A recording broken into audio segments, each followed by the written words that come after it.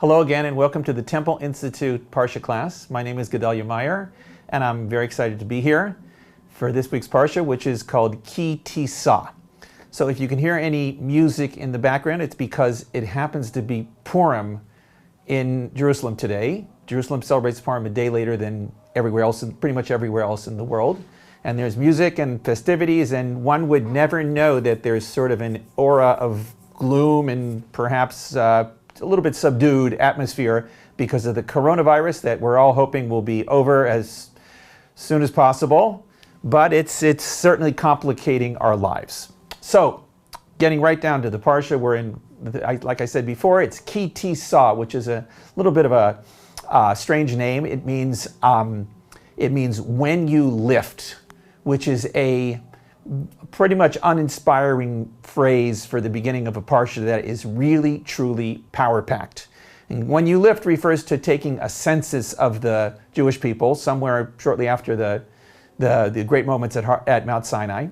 So thankfully, most of the Parsha does not deal with the details of the census, but it deals with a much more catastrophic and more dramatic episode, which is the famous incident of the golden calf, which to one degree or another represents the low point of the entire history of the Israelites and perhaps the history of the Jews. And we're going to get into the ins and outs of the golden calf, what exactly happened, why it happened, and what were the ramifications of the golden calf.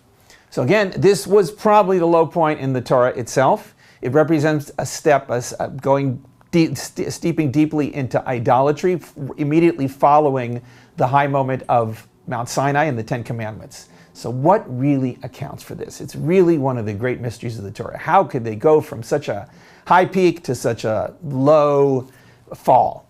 That's what we have to examine. So to get everybody on the same page, we're going to go through a little bit of background here. There's a lot of background on the golden calf, and we want to get everybody knowing the important details. Now, there's a lot of details, but I'm going to go through them as briefly as possible. So here we are.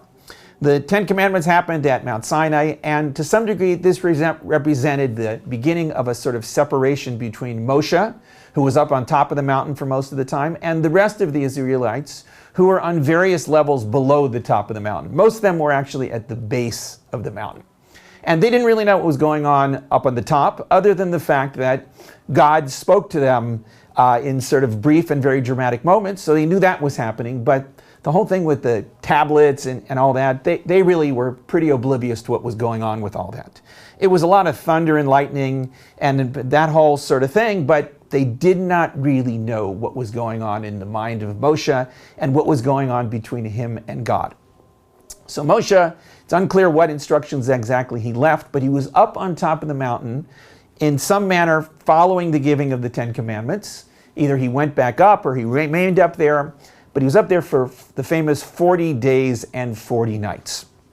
So at the end of this period, it seems like a certain amount of confusion had entered into the minds of the bulk of the Israelites who were down below and again, pretty much unaware of what to expect.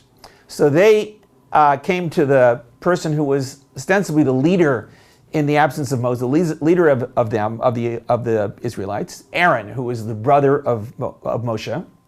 And they came to him and said a pretty weird statement. They said, "Make for us gods that will lead us, because we do not know what happened to this man Moshe."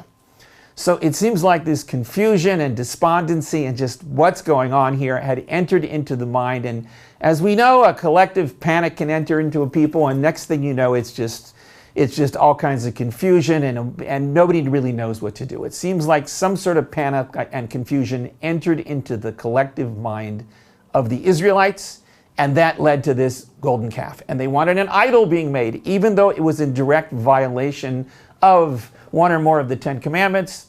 That's the way these things happen. The confusion led to the downfall, and next thing we know, we have an idol, and they're worshiping this idol. So Aaron, in what appears to be an attempt to kind of delay things a little bit, puts things off until the next day when he says there will be some sort of a celebration to God. But the bottom line is at the end, the idol was made and there was all kinds of festivities, eating and drinking and revelry, the whole works, the typical thing that would happen in one of these sort of events. And that was the great catastrophe of the golden calf. Now, back up on the mountain, we have Moshe communing with God, receiving the tablets, which the Torah describes quite explicitly as written with the finger of God, that they were the Torah says the work of God, and the script was the script of God. So these things were highly unique. They were divine, to say the least, and there was nothing quite like them in the world, and nothing quite like them ever would be.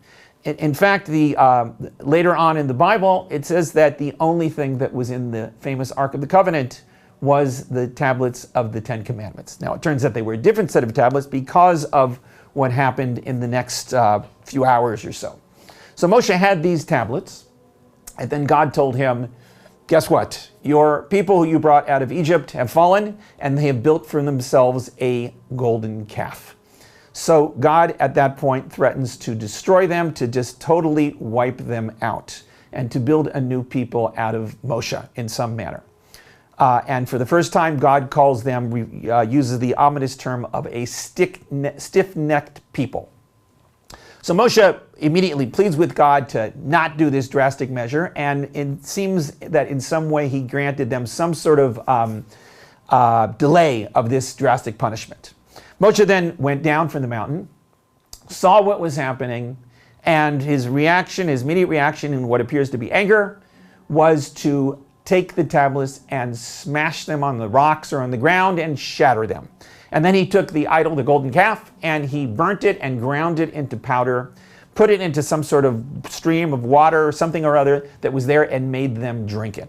And this, in some way or another, perhaps made some sort of amends for what they had done with the golden calf. And then at that point, Moshe instructs his followers, his personal followers, to some sort of like a civil war. Blood had to be shed to atone for this, and something like 3,000 people were killed as a result of this. And at that point, Moshe went back up the mountain to see what the results of this would be. God then informs him that there was the end of the golden calf thing was not at hand, and the punishment would still be there, but not to the drastic degree that was first threatened. What would happen was God's presence would no longer be among them, would no longer dwell in their midst. And in some manner, they would not have God with them. God gives the reason for this, the fact that, again, they were a stiff-necked people, and if God's presence were among them, they would be destroyed in an instant. So it seems like God's presence could not be there because of their stiff-neckedness. Moshe then goes down again and tells them this consequence, and this leads to what appears to be a certain amount of collective depression entering into the minds of the Israelites. It's unclear what exactly the depression was, disappointment in what they had done, disappointment in what this consequence was, but in some way a collective disappointment entered into them. And there's this somewhat mysterious phrase that the Torah uses a couple of times, which says they removed their jewelry. It's a kind of a strange word, and many people translate it as jewelry, but it's unclear what this jewelry exactly was. But it seems like it was removed to some degree to represent some sort of a mourning, a sense of mourning. So with this regard, a profound change entered into the relationship of the Israelites with God, and Moshe, his relationship with God. The Israelites' relationship with God was distance, that's for sure, and Moshe's relationship with God, if anything, was made closer. He removed his tent from outside the encampment of the Israelites, a certain distance away, and anybody who wanted to approach Moshe with whatever issue they had to walk this distance. So he sort of set a barrier between him and them. But his relationship with God, if anything, became almost infinitely closer. He made a series of requests from God, some concerning the Israelites themselves, that God's presence would indeed dwell amongst them in some manner, and that Moshe himself be granted an understanding of God's reality that no human being had ever attained either before or in subsequent generations. So these requests were granted to varying degrees. God's presence would indeed dwell amongst the Israelites again, perhaps not in the manner that it first was, but it would be there in some sense. And Moshe was granted this understanding of God's reality, not quite to the degree that he requested, but to a degree that indeed was unprecedented. At the end of all this, Moshe asks God, or sort of pleads to God, that God again does indeed dwell amongst them, because, Moshe says, surprisingly, because they are a stiff-necked people, and therefore they are deserving of forgiveness from God. Now this leads us to a question. How could the very same problem, being stiff-necked, which is mentioned 3 times in this parsha, twice it's considered like a huge problem and a major disadvantage, and that's why God either wanted to destroy them or would take God's presence away from them. And the 3rd time by Moshe, and it's a means, it's sort of an ironic advantage. It's a means that God would dwell amongst them again and forgive them. How could the very same characteristic be both an advantage and a disadvantage? That is the question. There's a second question that could be asked, which is not as glaring a question, but it's a question nevertheless, which is this business about destroying these tablets, which are described as the work of God, written with the finger of God and all that. How could Moshe destroy these things? Granted, God commanded him to make another set of tablets, which Moshe did, and that's described in this week's parsha. And that set of tablets was the replacement set that was indeed in the Ark of the Covenant. And those tablets were amazing and even partially divine to some degree or another, but they weren't the same as the original tablets. And so how did Moshe do this? He wasn't commanded to destroy these tablets. So how did he take upon himself to destroy this object, this relic, that was precious almost beyond description? How could he do this? So the fact is, this question is asked in Jewish lore, and the answer that is given frequently is a traditional Jewish answer that is not uniquely Jewish at all. It goes by the idea that sometimes when a lofty goal is set and you're trying to reach this lofty goal and you're just not reaching it, it's just not, you're not getting there. What do you have to do? You have to make a change of plans. And sometimes the fulfillment of that goal is only accomplished by breaking and destroying and shattering whatever accomplishments had been made along the way. And a new path has to be forged. And this, I believe, is what was going on here. Prior to the golden calf, the Israelites were on this lofty level where they were, in some way or another, God was right amongst them. The bar, the status that they had, the bar was pretty high. There was no room for error. It was an all or nothing situation, and the error of the golden calf, which granted was extremely drastic, but it just represented a failure in the all or nothing system that had been there previously. So because of that, either they had to be destroyed or God's presence couldn't go amongst them, whatever the situation was. But these tablets, these God-given, God-made tablets, in some way represented that extremely high bar that was set for them. The tablets had to go, and they had to be replaced by a man-made set of tablets. The Israelites were human beings, and human beings had to deal with the problem of fulfillment of the Torah, which was given to human beings. And the bar set for a people walking sort of halfway in the divine world and halfway in the earthly world, it just was an impossible task to meet, and the only way to meet it was getting rid of these tablets and having a man-made set of tablets in their midst. To fulfill their task, the bar had to be lowered. With this, perhaps we can answer the other question, the contradiction. That how could it be that the same quality, stiff-neckedness, could be both an advantage and a disadvantage?